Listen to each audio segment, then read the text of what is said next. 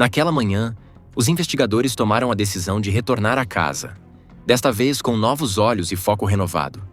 Eles perceberam que algo poderia ter sido deixado passar durante a busca inicial, então ampliaram a atenção para além das áreas de convivência, incluindo também as construções auxiliares da propriedade. Uma estrutura de utilidades em particular chamou a atenção deles. No porão, dentro de uma lixeira comum, fizeram uma descoberta surpreendente. Um guardanapo usado. Isoladamente, isso talvez não parecesse grande coisa, mas em uma investigação onde cada detalhe conta, destacou-se. Perto dali, encontraram algo ainda mais significativo: evidência biológica em um dos tapetes. Durante o interrogatório, o suspeito acabou cedendo. Pressionado pelas evidências acumuladas, ele revelou informações cruciais, do tipo que muda tudo. Graças à sua confissão, os investigadores finalmente conseguiram determinar a localização de Jessica. Queridos espectadores, por favor não se esqueçam de curtir, deixar um comentário abaixo do vídeo e se inscrever no canal para não perder os novos vídeos. Isso é muito importante para nós. Neste documentário, vamos explorar o caso real de Jessica Paget. Ela nasceu em um claro dia de dezembro de 1980, no coração de Allentown, Pensilvânia, uma cidade conhecida por seu charme tranquilo e bairros unidos. Fora do trabalho, o mundo de Jessica girava em torno da família. Ela havia se casado recentemente com um homem chamado Micah Paget. Embora fossem oficialmente marido e mulher havia apenas 2 meses, o relacionamento deles remontava a quase uma década. Juntos, criavam seus 3 filhos em um lar cheio de risadas, desafios e sonhos compartilhados. No final de 2014, a vida de Jessica parecia estar em ascensão. Ela tinha um emprego estável que amava, uma família solidária e um novo casamento.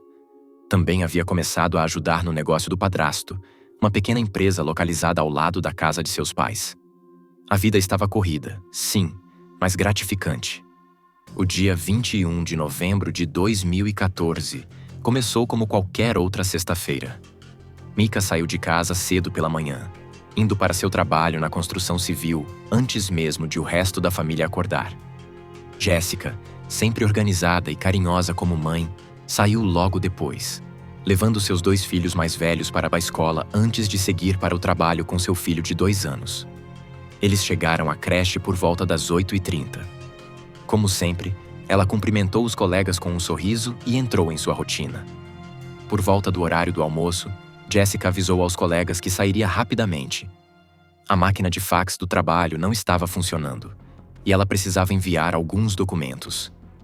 Como a casa de seus pais ficava a apenas 4 milhas de distância e seu padrasto tinha um fax funcionando em seu negócio, Jessica decidiu resolver isso durante o intervalo. Sua mãe, Denelle, estava na Flórida e seu padrasto, Gregory, provavelmente estava trabalhando na garagem ou em seu caminhão. Então, a visita deveria ser rápida, apenas entrar e sair. Jessica ligou para Micah enquanto estava a caminho da casa dos pais. Mais tarde, ele se lembraria de que ela parecia completamente normal, apenas um pouco apressada, mas alegre e falante como sempre. Nada parecia fora do lugar. Mas então, ela não voltou ao trabalho. Os colegas começaram a ficar preocupados rapidamente. Jessica nunca se atrasava, nunca era irresponsável. Quando ela não retornou após mais de 1 hora, começaram a fazer ligações. Eventualmente, alguém entrou em contato com Micah. Ele ficou confuso e apreensivo. Havia visto Jessica naquela manhã, dado um beijo de despedida e presumido que ela tivesse seguido sua rotina habitual. Quando o telefone dela não atendia, o alarme soou. A mãe de Jessica, Denelle, ainda na Flórida, ficou tomada pela preocupação ao receber a notícia.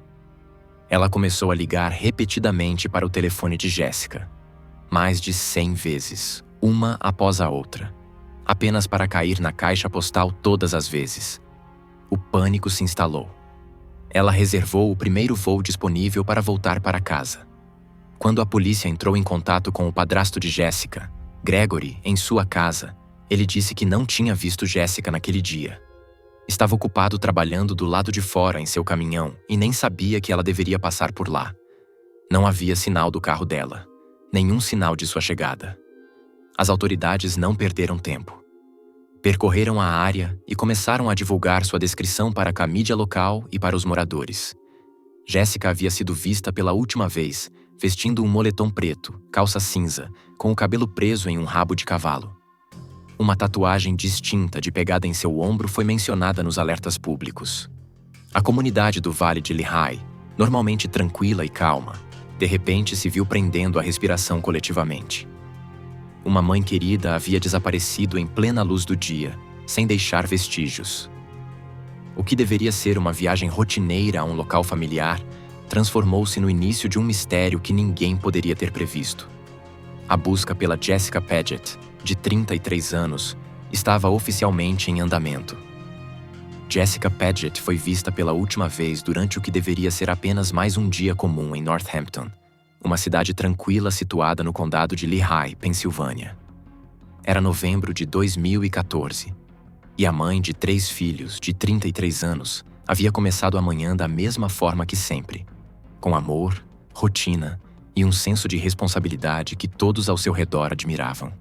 Ela havia deixado os filhos mais velhos na escola, levado o filho mais novo com ela para essa creche onde trabalhava e seguido com o dia com seu espírito caloroso e otimista de sempre. No horário do almoço, Jessica saiu da creche para resolver o que parecia ser uma tarefa simples. A máquina de fax da creche estava com problemas e ela precisava enviar alguns documentos. Ela planejava passar pela Distinctive Fence Company, uma empresa administrada por seu padrasto Gregory, localizada perto da casa de seus pais. Era um trajeto curto, apenas alguns quilômetros, uma ida rápida. Mas Jessica nunca voltou. Em algum ponto ao longo daquele caminho familiar, ela desapareceu. À medida que a notícia do desaparecimento se espalhava, toda a região do Vale de Lehigh começou a se mobilizar.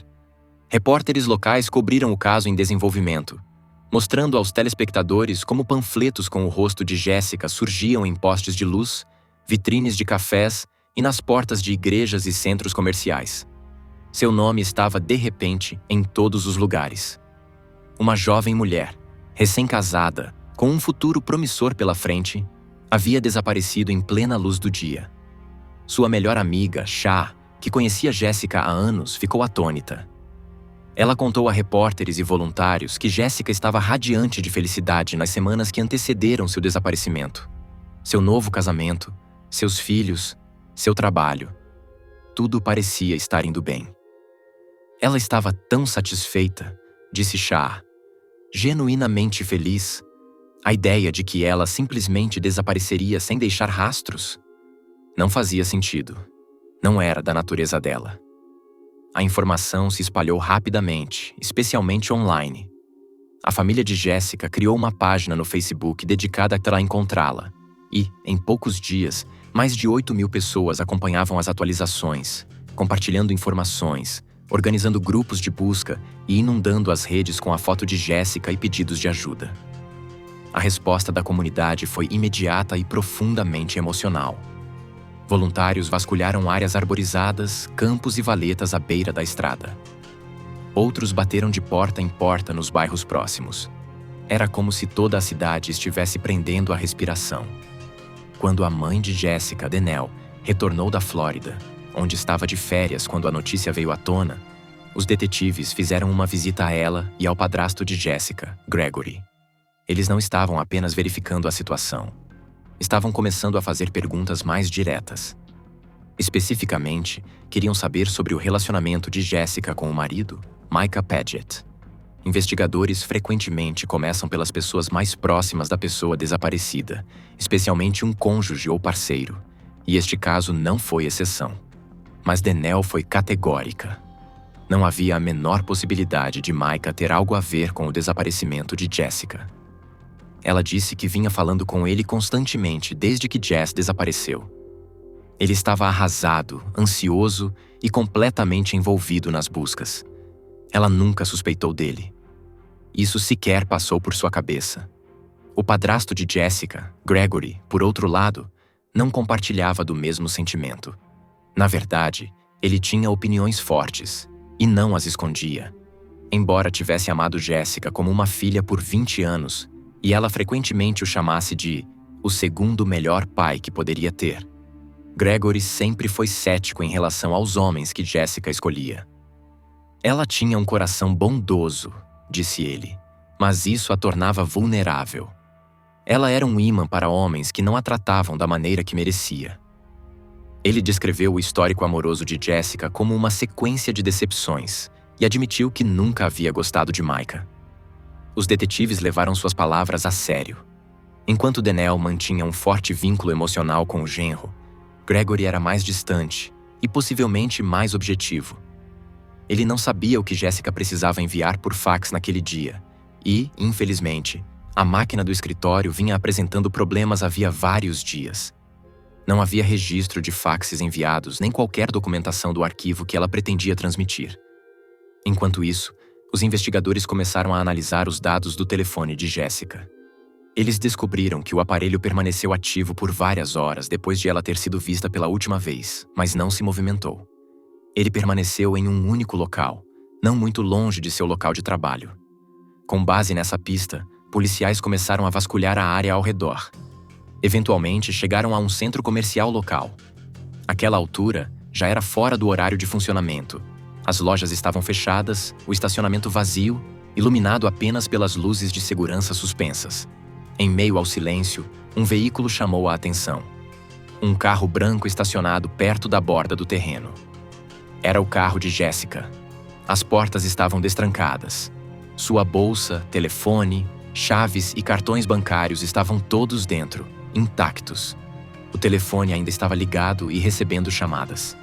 A polícia observou que o banco do motorista estava ajustado de uma forma que parecia adequada à altura de Jessica, cerca de 1,63 m.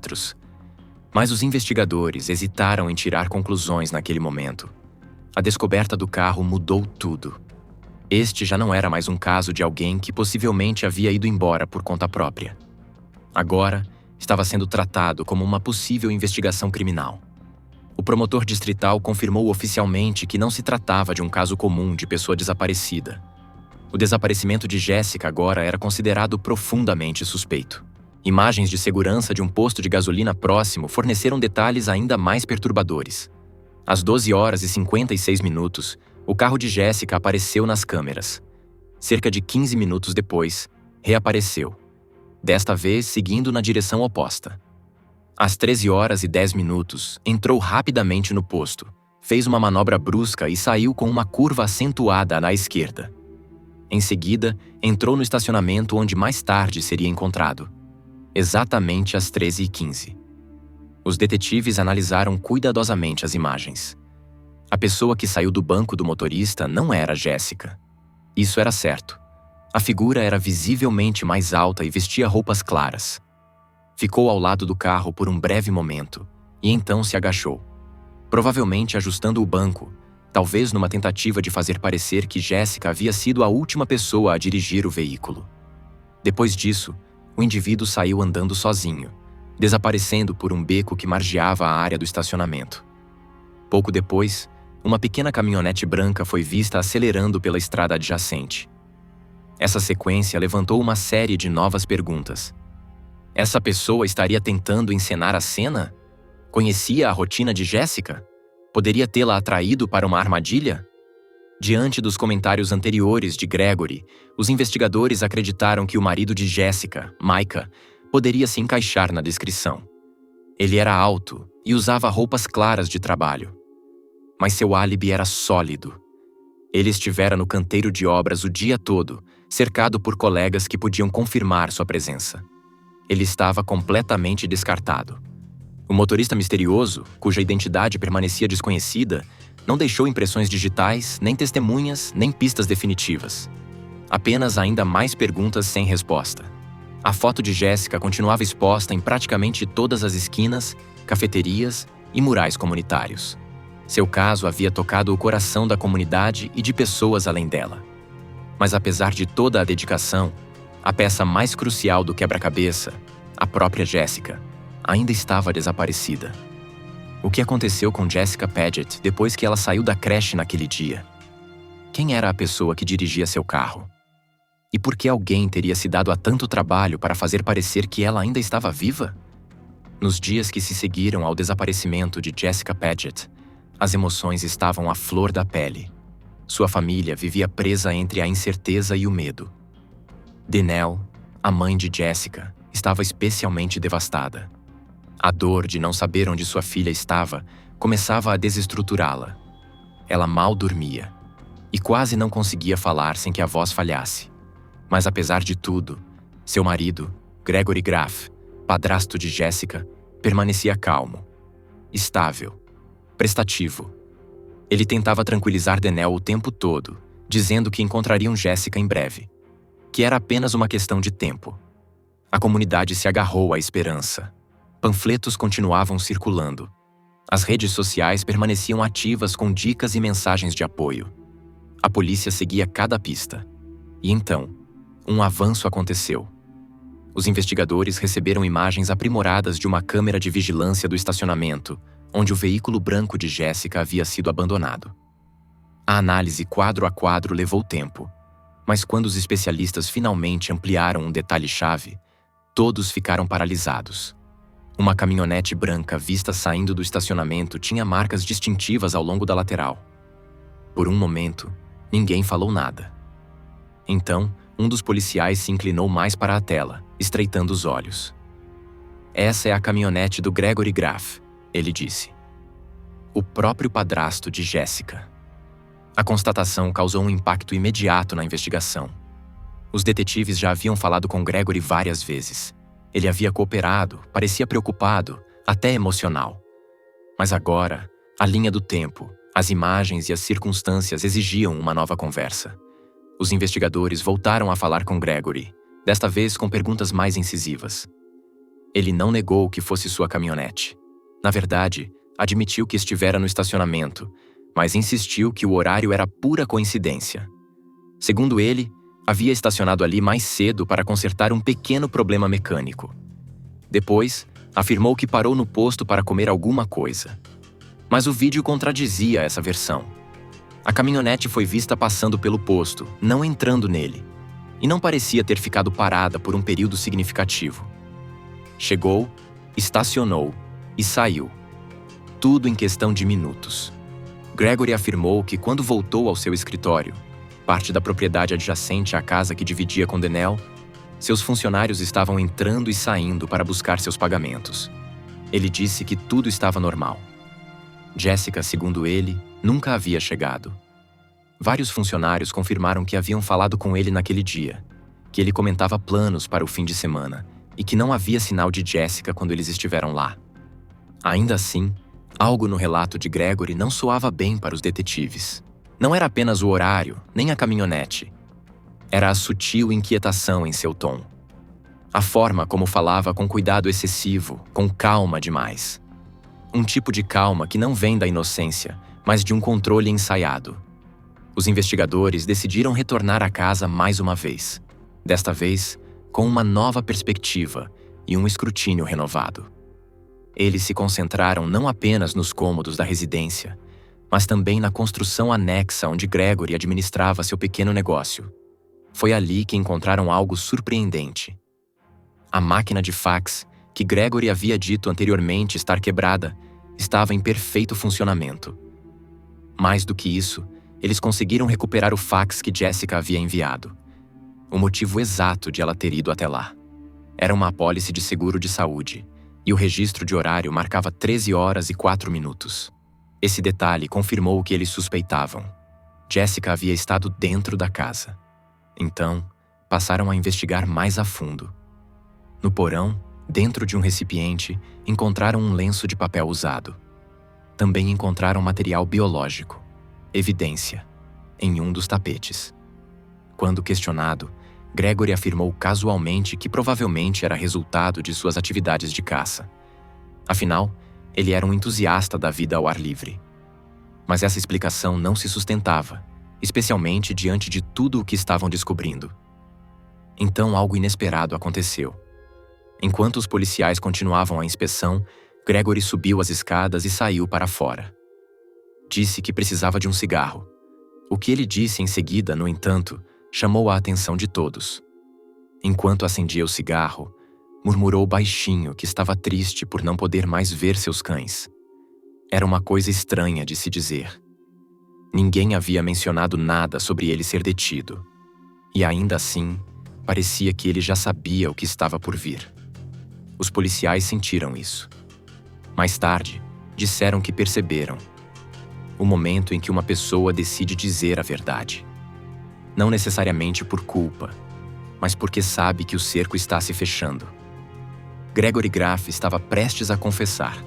Enquanto ele era levado para fora da casa, Danielle, ainda sem saber o que estava acontecendo, olhou para ele, exigindo saber onde sua filha estava. Foi a última vez que ela falou com ele. Mais tarde naquele dia, o promotor distrital do condado de Northampton, John Morganelli, apareceu diante das câmeras e confirmou o que muitos temiam. O caso agora era oficialmente uma investigação criminal. Gregory Graff havia feito uma confissão completa aos detetives.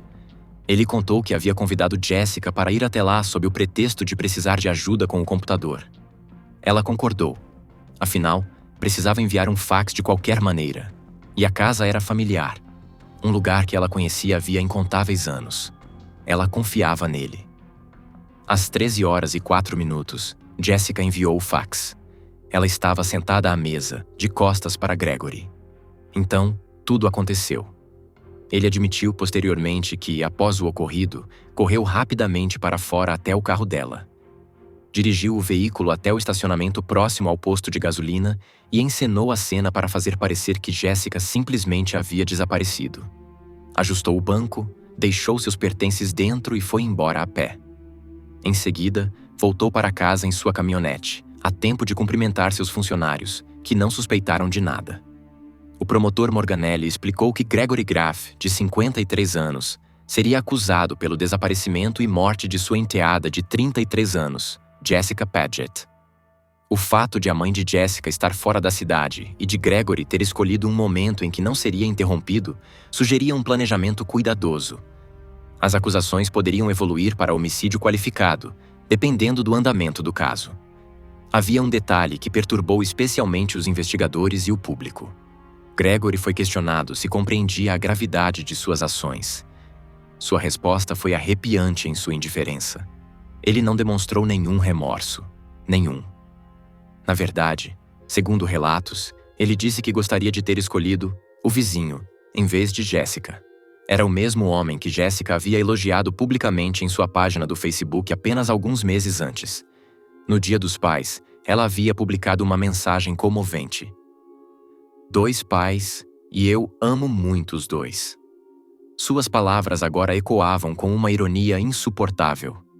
A família e a comunidade de Jessica ficaram devastadas. A luz que ela trazia para a vida das pessoas foi apagada da forma mais inimaginável. À medida que o processo legal começava, aqueles que a amavam lutavam para compreender como alguém tão confiável, tão próximo, podia ser responsável por uma traição tão brutal. Depois de ouvir toda a verdade devastadora sobre o que seu marido havia feito com sua filha, Danielle não conseguiu fazer nada além de desabar em um canto da sala. As palavras que acabara de ouvir. Palavras que nenhuma mãe deveria ter que processar. Sua mente tentando entender como alguém em quem ela confiara com a própria vida, com sua família, fora capaz de tamanha crueldade. Não era apenas luto que ela sentia. Era traição, choque e uma perda tão profunda que desafiava qualquer explicação. O padrasto de Jessica, Gregory Graff, de 53 anos, morador da Covered Bridge Road em Allen Township, estava agora sob custódia da polícia estadual. O homem que antes era considerado uma presença discreta e solidária na família, foi oficialmente acusado de homicídio criminal. As autoridades confirmaram que ele havia confessado seu papel na morte de Jessica Paget. E, em mais um golpe na confiança já destruída da família, os investigadores revelaram que Gregory havia até participado dos esforços comunitários de busca por Jessica, mesmo sabendo perfeitamente o que realmente havia acontecido. Ele caminhou ao lado de voluntários, distribuiu panfletos e ofereceu palavras de incentivo. Tudo isso enquanto guardava o terrível segredo do que havia feito. Autoridades policiais disseram que a história de Gregory nunca pareceu fazer sentido, nem mesmo desde o início. Sua linha do tempo era confusa. Seu comportamento não combinava com a urgência da situação. Conforme a investigação avançava, mais contradições começaram a surgir e, em pouco tempo, o foco de todo o caso se voltou diretamente para ele. A polícia confirmou que havia vasculhado a casa dele e, quando Gregory foi levado para um interrogatório formal, os investigadores já tinham reunido detalhes conflitantes suficientes para pressioná-lo com mais firmeza. Durante o interrogatório, ele acabou revelando informações que os conduziram até onde Jessica poderia ser encontrada, eliminando qualquer dúvida restante sobre seu envolvimento. O promotor distrital reconheceu que, no início da investigação, Gregory já estava no radar deles. Suas declarações eram inconsistentes e sua versão dos fatos simplesmente não se alinhava com o que os investigadores estavam descobrindo. A linha do tempo, as evidências físicas e até o próprio comportamento dele levantavam sinais de alerta. Em uma reunião crucial na segunda-feira, a polícia apresentou ao gabinete do promotor uma coleção de inconsistências preocupantes nas declarações de Gregory. E, em apenas 48 horas, essas inconsistências evoluíram para uma confissão completa. O que chocou tanto os investigadores quanto o público foi a ausência de qualquer conflito anterior entre Jessica e Gregory. Não havia disputas conhecidas, nem interações suspeitas, nem tensão. Ao menos não de forma aparente. Jessica já havia trabalhado para Gregory em capacidade limitada e tinha acesso rotineiro à casa dele. O relacionamento entre eles sempre foi descrito como cordial, caloroso, até próximo. Esse nível de confiança, em retrospecto, foi o que tornou esse crime tão incompreensível. À medida que a notícia se espalhava, uma vaquinha online foi rapidamente criada para apoiar os 3 filhos de Jessica. Doações começaram a chegar, não apenas de familiares e amigos, mas de desconhecidos de todo o país que foram tocados pela história de Jessica. Em pouco mais de uma semana, quase 300 pessoas haviam doado, e o total rapidamente ultrapassou $20.000. Foi um pequeno farol de esperança em meio a uma dor esmagadora. Prova de que a bondade e a comunidade ainda existiam, mesmo diante de tamanha escuridão. Os promotores revelaram que, segundo a lei do estado da Pensilvânia, um assassinato cometido durante a execução de outro crime poderia se enquadrar como passível de pena de morte. Houve uma discussão séria sobre se as circunstâncias agravantes deste caso atingiriam esse padrão. Jessica havia sido atraída para a casa sob falsos pretextos. Sua mãe estava fora da cidade. Gregory havia encenado a cena e enganado os investigadores. Tudo isso apontava para premeditação. Apesar das admissões durante o interrogatório, Gregory Graff posteriormente se declarou inocente de assassinato em 1º grau. Sua equipe de defesa tentou reduzir as acusações para homicídio em 3º grau, chegando até mesmo a insistir em uma alegação de insanidade. A promotoria, porém, permaneceu firme. Eles acreditavam que aquilo havia sido um ato calculado e deliberado. Queriam a acusação mais grave possível. No tribunal, a tensão era alta. A família de Jessica lotava a galeria todos os dias, esperando por justiça. Quando chegou a hora de apresentar sua declaração de impacto à vítima, a irmã de Jessica, Christy, ficou diante do homem que tirou sua irmã e falou com emoção feroz. "Espero que você tema pela sua vida todos os dias", disse ela a Gregory, com a voz firme, inabalável. "E espero que um dia você sinta algum tipo de remorso genuíno." Gregory enxugou os olhos com um lenço, mas Christy não se convenceu. "Você é muito bom em fingir", acrescentou ela. "O que aprendi com este julgamento é que você ainda não se arrepende do que fez. Você nem se importa. Você poderia ter assumido a responsabilidade desde o começo, mas em vez disso, nos obrigou a suportar este julgamento, a reviver cada detalhe terrível do que aconteceu." Gregory ofereceu um pedido de desculpas discreto antes de ser escoltado para fora do tribunal. Mas o estrago já estava feito. Suas palavras soavam vazias, ocas. Após o julgamento, Dennell entrou oficialmente com o pedido de divórcio de Gregory.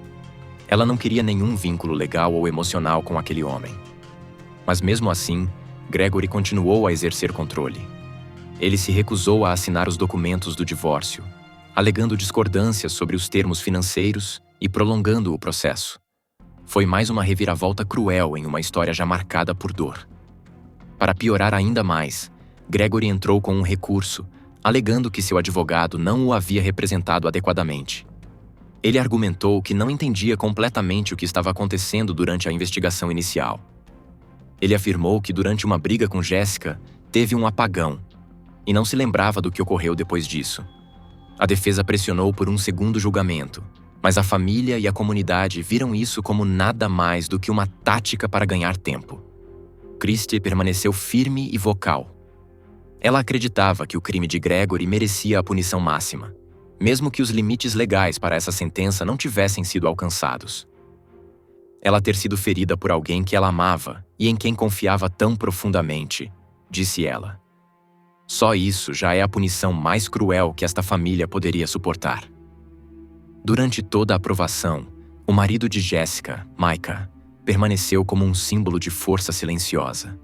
Sua dor era evidente, mas também sua gratidão pelas pessoas que se uniram no momento mais sombrio. Ver quantas pessoas apareceram para ajudar a procurar por ela foi avassalador, disse ele. Mas nos lembrou que ainda existem pessoas boas no mundo. Isso foi uma das únicas coisas que nos impediu de desmoronar. Micah descreveu Jessica como a pessoa mais incrível que ele já conheceu. O sorriso dela, a energia, a forma como amava os filhos. Essas memórias nunca desapareceriam. É devastador saber que este é o nosso para sempre agora, disse ele. Esta é a história com a qual temos que viver. Mas estamos tentando atravessar isso juntos, porque não foi apenas um golpe contra uma pessoa. Isso afetou todos nós, toda a família, a comunidade inteira. E assim, mesmo sob a sombra da tragédia, a comunidade prometeu seguir em frente. Honrar sua memória. Sustentar uns aos outros no luto. Porque se havia uma coisa que a vida de Jessica Paget havia ensinado, era o poder duradouro do amor e a força inquebrável da família. Aquelas palavras, ditas por Micah Paget, ecoaram pelo tribunal e permaneceram no ar como uma lembrança que ninguém queria deixar ir. Era difícil para qualquer pessoa presente capturar de fato o que Jessica significava para quem a conhecia melhor. Para Micah, Jessica tinha sido tudo. Sua parceira, seu alicerce, sua paz. A ausência dela deixou um silêncio impossível de preencher.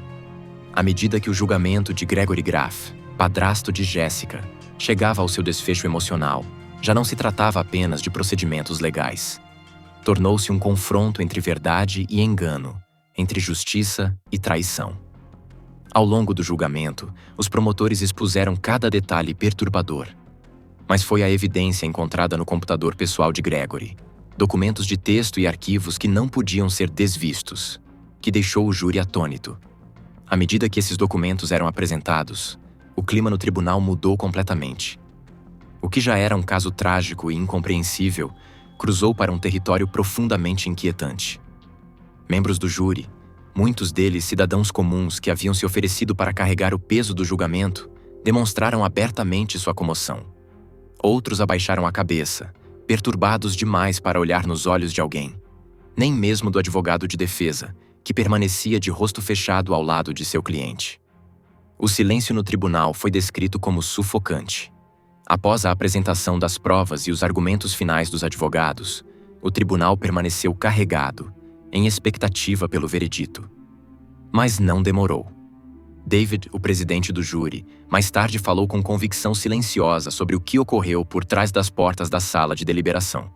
É algo que nunca vou esquecer, disse ele. Quem disser que não foi afetado, ou está mentindo ou não tem alma, foi assim de perturbador. David contou que quando pediu que levantassem as mãos para o veredito, cada jurado levantou a mão imediatamente, sem debate, sem hesitação. Sinceramente, demorou mais para assinar a papelada do que para votar, disse ele. Em apenas 6 minutos, o júri retornou ao tribunal e leu sua decisão em voz alta. O resultado era claro. Gregory Graff foi considerado culpado de assassinato em 1º grau. O tribunal ficou imóvel por um momento, antes de murmúrios discretos se espalharem. Alívio, tristeza e justiça se misturando em um momento surreal de desfecho. Pela lei, uma condenação por assassinato em 1º grau na Pensilvânia implica uma pena obrigatória de prisão perpétua sem possibilidade de liberdade condicional. Esse seria o destino de Gregory. Ele passaria o resto da vida atrás das grades, sozinho com as escolhas que fez e com a família que traiu.